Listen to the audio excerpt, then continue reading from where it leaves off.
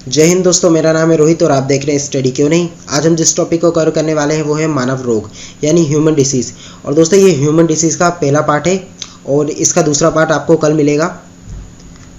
तो शुरू करने से पहले अगर आपने अभी तक मेरे चैनल को सब्सक्राइब नहीं किया तो अभी मेरे चैनल को सब्सक्राइब करें। इस वीडियो को जितना हो सकता है शेयर कीजिए और सब्सक्राइब के बगल में एक बेल आइकन भी आ रहा होगा, आप उसको भी क्लिक कर दीजिए जिससे मेरी वीडियो के लेटेस्ट नोटिफिकेशन आप तक पहुँच सके। और इस वीडियो को अभी लाइक कीजिए। तो शुरू करते हैं। और दोस्तों मैंने डिसीज़ के ऊपर लगभग 150 क्वेश्चंस कवर किए हैं और वो क्वेश्चन 3 पार्ट में, तो आपको वो वीडियो को भी देखनी है और उस वीडियो की लिंक मैं आपको डिस्क्रिप्शन में दे दूंगा। और साथ ही साथ जब वीडियो एंड होती है तो आपको लिंक के साथ वो वीडियो जाएगी, आप सिर्फ उस पर क्लिक करके उस वीडियो को देख सकते हैं। तो शुरू करते हैं। सबसे पहले हम लोग बात करते हैं मानव रोग यानी ह्यूमन डिसीज़ क्या होते हैं। तो शरीर में होने वाले अनेक प्रकार की अनियमितताओं को ही रोग या बीमारी कहा जाता है। तो आपको समझ में आ गया होगा। और ऐसे पदार्थ या सूक्ष्म जीव जो शरीर में रोग उत्पन्न करते हैं रोग कारक या पैथोजेंस कहलाते हैं। और रोगों के उपचार के लिए दवाओं का प्रयोग सर्वप्रथम हिप्पोक्रेटस नामक वैज्ञानिक ने शुरू किया था, इसलिए इन्हें औषधि विज्ञान का पिता भी कहा जाता है। तो आपको याद रखना है, सबसे पहला क्वेश्चन आपका ये बन गया कि औषधि विज्ञान का पिता किसे कहा जाता है। आपको बताना है कि हिप्पोक्रेटस को औषधि विज्ञान का पिता कहा जाता है। इसके बाद हम बात करते हैं रोग का कीटाणु सिद्धांत। तो रोग अनेक सूक्ष्म जीवों तथा हानिकारक पदार्थों से उत्पन्न होते हैं। रॉबर्ट कोच ने सर्वप्रथम ये प्रमाणित किया कि पशुओं में होने वाला एंथ्रेक्स रोग सूक्ष्म जीव जीवाणु के द्वारा होता है और इस जीवाणु का नाम एंथ्रेक्स था। और रॉबर्ट कोच का यही सिद्धांत रोग का कीटाणु सिद्धांत कहलाता है। तो आपको समझ में आ गया होगा। तो जो मानव रोग होते हैं उनको भी हम 2 वर्गों में बांट सकते हैं। एक होता है जन्मजात रोग और दूसरा होता है उपार्जित रोग। तो सबसे पहले हम लोग बात करते हैं जन्मजात रोग की। तो जो जन्मजात रोग होते हैं आप नाम से ही समझ चुके होंगे कि ये रोग गर्भ अवस्था तथा जन्म के समय से ही जीवों में उत्पन्न होते हैं, यानी उनमें विद्यमान रहते हैं। और ये रोग अनेक कारणों से हो सकते हैं, जैसे गर्भ अवस्था के दौरान चोट लगना या भ्रूण के गुणसूत्र में असमानता हो जाना। और यदि गुणसूत्र में असमानता होती है तो उसके कारण हीमोफीलिया, हृदय में विकार, वर्धता जिसे हम लोग कलर ब्लाइंडनेस कहते हैं, ये सब जन्मजात रोग हैं। इसके बाद हम लोग बात करते हैं उपार्जित रोग। तो आप नाम से ही समझ चुके होंगे कि वे रोग जो जन्म के बाद जीवन काल के दौरान शरीर में उत्पन्न होते हैं उन्हें हम उपार्जित रोग कहते हैं। और जो उपार्जित रोग होता है इनको भी हम 2 भागों में बांट सकते हैं। एक होता है संक्रामक और दूसरा होता है असंक्रामक रोग। तो उनके बारे में भी हम देखते हैं। तो हम बात करते हैं संक्रामक रोग, कम्युनिकेबल डिसीज़। तो संक्रामक रोग क्या होते हैं? तो ऐसे रोग जीवों में एक दूसरे के संपर्क में आने पर फैलते हैं और ये रोग हानिकारक सूक्ष्म जीव जैसे कि जीवाणु, विषाणु, प्रोटोजोआ, कवक यानी bacteria, virus, protozoa and fungi के द्वारा फैलते हैं। इसमें हम लोग सबसे पहले बात करते हैं जीवाणु जनित रोग यानी बैक्टीरियल डिसीज़। तो उनके नाम यहाँ पे दिए गए हैं और हम इन सबको डिटेल में पढ़ेंगे। तो फिलहाल आप इसके नाम याद कर लीजिए। और दोस्तों आप चाहते हैं कि मैं एक ट्रिक बताऊं जिससे आप ये पता कर सकें कि कौन से जीवाणु से होने वाले रोग हैं, यानी कौन से बैक्टीरियल डिसीज़ है, कौन से वायरल डिसीज़ है, तो आप मुझे कमेंट में लिख के बता सकते हैं। मैं एक वीडियो बना दूंगा ट्रिक के साथ। तो सबसे पहले हम लोग बात करते हैं जीवाणु जनित रोग यानी बैक्टीरियल डिसीज़। तो इसमें आ जाता है टिटनेस, सिफिलिस, हैजा, डिप्थीरिया, काली खांसी, प्लेग, निमोनिया, कॉलरा, गोनोरिया, क्षय रोग, टाइफाइड, कोढ़ यानी लेप्रोसी आदि। और इसके बाद हम लोग बात करते हैं विषाणु जनित रोग यानी जो रोग वायरस से होते हैं यानी वायरल डिसीज़। तो इसमें आ जाता है रेबीज, हाइड्रोफोबिया, चेचक, छोटी माता, ट्रेकोमा, खसरा, polio, hepatitis, AIDS, Ebola, encephalitis, chikungunya, dengue, rubella, गलसुआ यानी मम्स आदि। इसके बाद हम लोग बात करते हैं प्रोटोजोआ जनित रोग। तो उसमें हम लोग बात करते हैं मलेरिया, पैचेस, पायरिया, काला ज्वार, निद्रा रोग आदि। और वहीं पे हम लोग बात करें कृमि जन रोग यानी वर्म जनित रोग। तो इसमें आ जाता है फाइलेरिया, टिनियसिस, एस्केरियसिस आदि। और कवक जनित बात करें तो यानी फंगल डिसीज़ की बात करें तो दमा, दाद, गंजापन आदि। और इन सबको हम लोग डिटेल में देखेंगे। यानी जो मैंने आपको संक्रामक रोग यानी जो कम्युनिकेबल डिसीज़ बताया है, इनमें जितने भी मैंने आपको 5 टाइप बताए उन सबको हम लोग डिटेल में आगे देखेंगे। इसके बाद हम लोग बात करते हैं असंक्रामक रोग यानी नॉन कम्युनिकेबल डिसीज़। तो नॉन कम्युनिकेबल डिसीज़ सभी रोग एक व्यक्ति से दूसरे व्यक्ति में नहीं पहुँचते हैं। जो रोग एक व्यक्ति से दूसरे व्यक्ति में स्थानांतरित नहीं होते हैं उन्हें असंक्रामक रोग कहा जाता है। तो आपको समझ में आ गया होगा कि नॉन कम्युनिकेबल या फिर असंक्रामक डिसीज क्या होती हैं। अगर इसके एग्जाम्पल की हम लोग बात करें तो जैसे कि आनुवांशिक रोग, हासित रोग, आपके हार्ट से रिलेटिव रोग या फिर एलर्जी, ये सब असंक्रामक रोग हैं। तो सबसे पहले हम लोग बात करते हैं इसमें हीनताजन रोग यानी डेफिशिएंसी डिसीज़। तो जितने भी हीनताजन रोग होते हैं यानी डेफिशिएंसी डिसीज़ होते हैं, ये शरीर में अनेक पदार्थों की कमी के कारण होते हैं। जैसे कि सबसे पहले हम लोग बात करें मेरेस्मस। और दोस्तों इससे मुझे याद आया कि मैंने आपके बॉडी में जितने भी एलिमेंट्स पाए जाते हैं उन सब के ऊपर एक वीडियो भी बनाई है और उससे रिलेटेड मैंने 40 क्वेश्चंस भी कवर किए हैं एक अलग से वीडियो बना के। तो आप उन दोनों वीडियो को भी ज़रूर देखिएगा, उसका लिंक आपको डिस्क्रिप्शन में मिल जाएगा और वो वीडियो लिंक के साथ जब आपकी ये वीडियो एंड होगी तो उधर आ जाएगी, आप उसको सिर्फ क्लिक करके देख सकते हैं। तो बात करते हैं मेरेस्मस। दोस्तों जो मेरेस्मस डिसीज़ होती है ये प्रोटीन की कमी के कारण होती है। इस रोग से बच्चे अधिक प्रभावित होते हैं, यानी जो मेरेस्मस डिसीज़ होती है ये बच्चों की डिसीज़ होती है, यानी ये बच्चों में होती है। इसमें पेशियों तथा वसा ऊतकों का क्षय होने लगता है और रोगी कमज़ोर व दुर्बल व पतला हो जाता है और त्वचा पर झुर्रियाँ पड़ जाती हैं और जो आंखें होती हैं वो अंदर धंस जाती हैं, यानी भीतर की ओर धंस जाती हैं। तो आपको ये याद रखना है। इसके बाद हम लोग बात करते हैं क्वासियोरकर रोग। तो जो क्वासियोरकर रोग होता है ये भी प्रोटीन की कमी के कारण होता है। बस मेरेस्मस से ये इस प्रकार डिफरेंस होता है क्योंकि जो मेरेस्मस डिसीज़ होती है वो बच्चों में होती है, जबकि जो क्वासियोरकर डिसीज़ होती है ये वयस्कों में होती है। इसमें रोगी के रक्त के प्लाज्मा में प्रोटीन की कमी हो जाती है जिससे पेट तथा पैर फूल जाते हैं तथा त्वचा रूखी पड़ जाती है और इसमें यकृत का क्षय हो जाता है। तो आपको यहाँ पे क्वासियोरकर रोग भी समझ में आ गया होगा। इसके बाद हम लोग बात करते हैं हार्ट डिसीज़ यानी हृदय रोग। तो आप समझ ही गए होंगे जो रोग हृदय के विकार के कारण होते हैं उन्हें हृदय रोग कहते हैं। तो इसमें सबसे पहले हम लोग बात करते हैं एस्थेरोस्क्लेरोसिस। तो यह रोग हृदय की धमनी से संबंधित है जिसमें धमनी की दीवार पर कोलेस्ट्रॉल तथा अन्य लिपिड पदार्थ जमा हो जाते हैं। लिपिड यानी जो ऑयली पदार्थ होते हैं वो जमा हो जाते हैं जिससे हृदय को रुधिर की आपूर्ति नहीं हो पाती है। इसके बाद हम लोग बात करते हैं हृदय शूल। तो यह रोग अत्यधिक मानसिक तनाव के कारण, कठोर परिश्रम, अत्यधिक आहार के कारण कभी कभी हृदय को ऑक्सीजन की पूर्ति बाधित हो जाती है जिससे सीने के बाईं और भुजा में दर्द होने लगता है। तो आपने भी इसको कभी फील किया होगा, जो कि नॉर्मल हर व्यक्ति को होती है। इसके बाद हम लोग बात करते हैं हृदयघात यानी हार्ट अटैक। सबसे कॉमन डिसीज़ जो आप सुनते होंगे।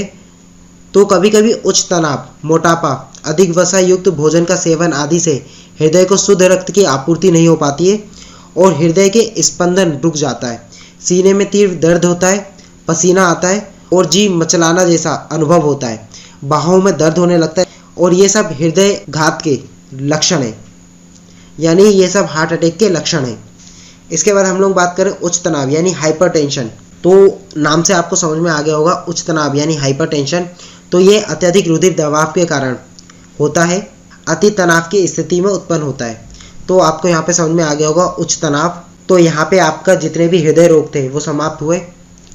इसके बाद हम लोग बात करते हैं एलर्जी। तो एलर्जी में कुछ भारी पदार्थ जैसे कि धूल, धुआं आदि के प्रति शरीर की संवेदनशीलता से होती है, यानी जो हमारे शरीर की संवेदनशीलता होती है वो इतनी अधिक हो जाती है जिसके कारण हमारे शरीर को एलर्जी का अनुभव होता है, यानी हमारे शरीर को एलर्जी हो जाती है। सर्दी, सिर दर्द, अस्थमा इत्यादि एलर्जी के कारण ही होते हैं।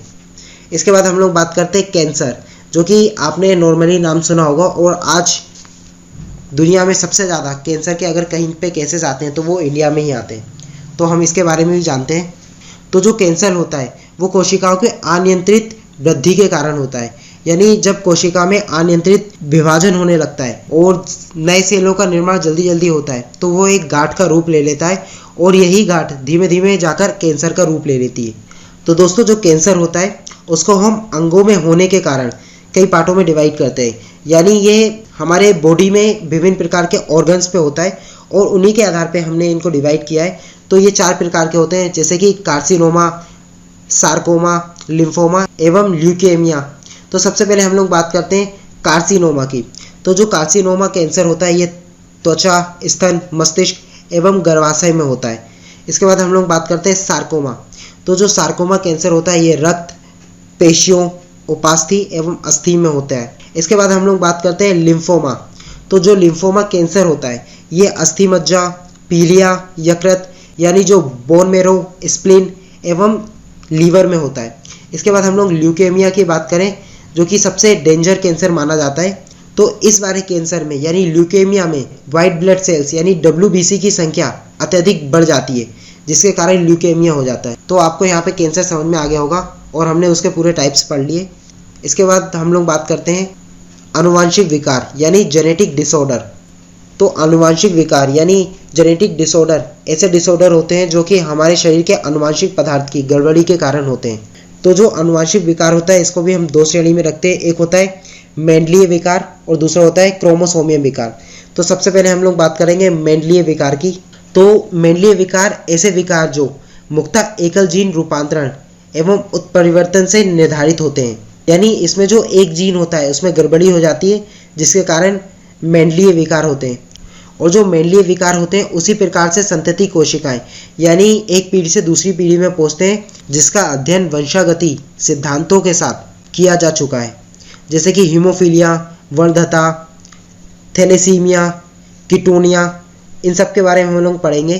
तो दोस्तों जो हीमोफीलिया डिसीज़ होता है, इस डिसीज़ में रुधिर का थक्का नहीं बन पाता है, जिसके कारण चोट लगने पर अत्यधिक खून बह जाने के कारण रोगी की मृत्यु भी हो जाती है। और जो हीमोफीलिया रोग होता है इसका वाहक महिलाएं होती हैं, क्योंकि यह रोग सिर्फ महिलाओं के द्वारा एक पीढ़ी से दूसरी पीढ़ी में जाता है। लेकिन इसका सबसे इम्पोर्टेंट चीज़ ये है कि यह पुरुषों को प्रभावित करता है, यानी इसके जो लक्षण होते हैं हीमोफीलिया के वो पुरुषों में दिखाई देते हैं। और इसे रॉयल डिसीज़ भी कहा जाता है, यानी इसे रॉयल हीमोफीलिया भी कहा जाता है, क्योंकि जो यूरोप के राजा होते थे उनमें ये डिसीज़ पाई गई थी, जिसके कारण इसको रॉयल डिसीज़ भी कहा जाता है। इसके बाद हम लोग बात करते हैं कीटोनूरिया की। जैसे कि आप यहाँ पे नाम समझ ही चुके होंगे कि यहाँ पे कीटोन और यूरिया की बात हो रही है। तो इसमें जो कीटोन बॉडीज़ होती हैं उनका एक्सक्रेशन यूरिन के थ्रू होने लगता है, तो इस डिसीज़ को कीटोनूरिया डिसीज़ कहा जाता है। इसके बाद हम लोग बात करते हैं फिनाइल केटोनूरिया की। इस रोग में रोगी व्यक्ति में फेनिल एनिलीन अमीनो अम्ल को टायरोसिन अमीनो अम्ल में बदलने के लिए आवश्यक एक एंजाइम की कमी हो जाती है, जिसके कारण फेनिल एनिलीन इकट्ठा हो जाता है। इसके एकत्रीकरण से मानसिक दुर्बलता आ जाती है। तो आपको यहाँ पे समझ में आ गया होगा। इसके बाद हम लोग बात करते हैं वर्णधता यानी कलर ब्लाइंडनेस। तो दोस्तों कलर ब्लाइंडनेस एक ऐसी डिसीज़ होती है जिसमें जो रोगी व्यक्ति होता है उसको लाल एवं हरे रंग में डिफरेंस नहीं दिख पाता, यानी उसको रेड और ग्रीन रंग में डिफरेंस नहीं समझ में आता है। और इस रोग के वाहक भी एक महिला होती है। इस रोग के लक्षण सिर्फ पुरुषों में दिखाई देते हैं एवं महिला इसकी वाहक होती है। इसके बाद हम लोग बात करते हैं थैलेसीमिया डिसीज़ की।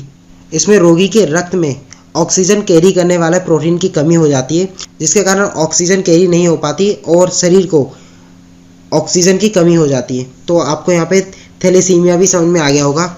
इसके बाद हम लोग बात करते हैं क्रोमोसोमियम विकार यानी क्रोमोसोम डिसऑर्डर की। तो ऐसे विकार जो एक या अधिक क्रोमोसोम की अधिकता, अनुपस्थिति या असामान्य विन्यास से उत्पन्न होता है, यानी उसमें या तो जीन उपस्थित नहीं होगा या फिर ज़्यादा जीन उपस्थित होंगे या फिर उसमें जो जीनों का पैटर्न होता है वो असमान होगा, तो क्रोमोसोमियम विकार कहलाते हैं। जैसे कि इसमें हम लोग बात करें तो Down syndrome, Turner syndrome, Klinefelter syndrome, sickle cell anaemia यानी जिसे दांत्र कोशिका आरक्तता कहा जाता है। तो सबसे पहले हम लोग बात करते हैं यहाँ पे डाउन सिंड्रोम। तो दोस्तों डाउन सिंड्रोम एक ऐसी डिसीज़ होती है, तो इस रोग में आनुवंशिक विकार के कारण 21वें क्रोमोसोम की एक अतिरिक्त प्रति आ जाती है, यानी नॉर्मल जो हमारे में 21 जोड़ा होता है उसमें दो, आपको जैसे कि पता है कि हमारे बॉडी में 23 जोड़े गुणसूत्र पाए जाते हैं। तो इस डिसीज़ में जो 23वां गुणसूत्र होता है तो उसमें 2 गुणसूत्र होने चाहिए थे, तो यहाँ पे 2 की जगह 3 गुणसूत्र आ जाते हैं। इसके कारण जो रोगी होता है उसका कद छोटा होता है, छोटा गोल सिर होता है और मुंह आंशिक रूप से खुला रहता है और मानसिक विकार से अवरुद्ध रहता है वो बच्चा। तो आपको डाउन सिंड्रोम समझ में आ गया होगा। इसके बाद हम लोग बात करते हैं टर्नर सिंड्रोम की। और दोस्तों जो टर्न सिंड्रोम होता है इसमें एक एक्स क्रोमोसोम का अभाव होता है तथा जो ऐसी स्त्रियां होती हैं, यानी जो इस रोग से ग्रसित स्त्रियां होती है वो बांझ होती है, क्योंकि उनमें जो अंडाशय होता है वो अल्प विकसित होता है, अल्प वर्धित होता है और द्वितीयक लैंगिक लक्षणों का अभाव रहता है। तो आपको यहाँ पे टर्न सिंड्रोम समझ में आ गया होगा। इसके बाद हम लोग बात करते हैं क्लाइनफेल्टर डिसऑर्डर की। दोस्तों जो क्लाइनफेल्टर डिसऑर्डर होता है ये एक ऐसी कंडीशन होती है उसमें एक एक्स क्रोमोसोम अधिक पाया जाता है। जैसे कि हमने टर्नर सिंड्रोम में देखा कि उसमें एक्स क्रोमोसोम कम हो जाता है यानी उसमें जो क्रोमोसोम की संख्या होगी वो 45 होगी। लेकिन जो क्लाइनफेल्टर सिंड्रोम होता है, इसमें जो गुणसूत्र की संख्या होती है वो 47 हो जाती है। आपको याद रखना है, इसमें जो गुणसूत्र प्रभावित होता है वो एक्स गुणसूत्र होता है। तो आपको यहाँ पे क्लाइनफेल्टर सिंड्रोम समझ में आ गया होगा। इसके बाद हम लोग बात करते हैं सिकल सेल एनीमिया यानी दांत कोशिका आरक्तता। तो दोस्तों जो सिकल सेल एनीमिया होती है ये कई डिसऑर्डर के कारण होती है और इसमें जो रेड ब्लड सेल्स होती है उसका ब्रेकडाउन होने लगता है और जो ब्लड होते हैं वो सिकल के शेप का हो जाता है, जिसके कारण उसमें ऑक्सीजन कैरी करने की क्षमता कम हो जाती है और जिसके कारण हमारे शरीर को ऑक्सीजन की पूर्ति नहीं हो पाती है। तो आपको यहाँ पे सिकल सेल एनीमिया भी समझ में आ गया होगा। दोस्तों यहाँ पे जो हम लोग मानव रोग के बारे में पढ़ लेते हैं उसका पहला पार्ट समाप्त हुआ। अगर आपको ये वीडियो अच्छी लगी तो मेरे चैनल को अभी सब्सक्राइब कीजिए सबसे पहले और अभी बेल आइकन पे क्लिक कीजिए और इस वीडियो को जितना से जितना हो सकता है शेयर कीजिए, लाइक कीजिए। और दोस्तों डिसीज़ का दूसरा पार्ट भी देखना ना भूलिएगा, क्योंकि उसमें हम लोग जितने भी वायरल, बैक्टीरियल, फंगल जितनी भी डिसीज़ होती है उन सब के बारे में पढ़ेंगे। तो मिलते हैं नेक्स्ट वीडियो में। जय हिंद।